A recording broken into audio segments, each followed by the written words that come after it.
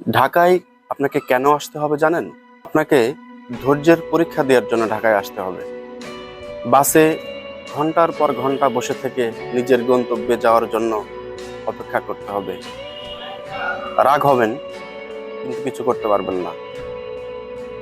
দ্রুত হেঁটে যাই, হাঁটতে পারবেন না। মানুষের শরীরে ধাক্কা লাগবে, কেউ একজন আপনার পায়ে পাড়া দিয়ে হেঁটে যাবে, তার দিকে ঘুরে তাকাবেন। সে হয়তো ভদ্রতার খাতিরে একবার সরি বলবে, তবুও আপনাকে এগিয়ে যেতে হবে। রিক্সাওয়ালাদের উল্টাপাল্টা ভাড়া আপনাকে সহ্য করতে হবে। 50 টাকার ভাড়া 80 টাকা চাইবে। আপনি ভদ্রতার খাতিরে অনেক সময় কিছু না বলেই উঠে পড়বেন।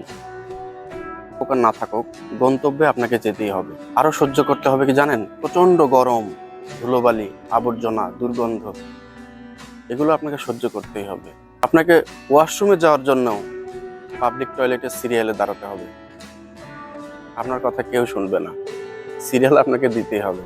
যতই প্রেশার থাকুক, সিরিয়াল ছাড়া পাবলিক টয়লেট ইউজ করতে পারবেন না।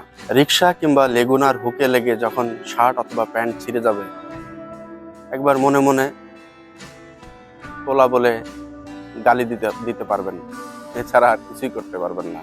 বাড়িতে যাবার জন্য বসের কাছে ছুটি চাইবেন, ছুটি না মঞ্জুর হবে, ছুটি পাবেন না। হাসি মুখে মন খারাপ নিয়ে ঠিকই অফিসে কাজ করতে হবে। সেলসের টার্গেট পূরণের জন্য 104 ডিগ্রি জ্বর নিয়েও আপনাকে ঢাকা শহর চড়ে বেড়াতে হবে। ফেসবুকে স্টোরি দিয়ে বন্ধুদের, গ্রামের বন্ধুদের দেখানোর জন্য হলেও দামি কোনো রেস্টুরেন্টে যেতে হবে আপনাকে। মাসে অন্তত একদিন, দেখ আমি কত সুখে আছি, আমি কত ভালো আছি।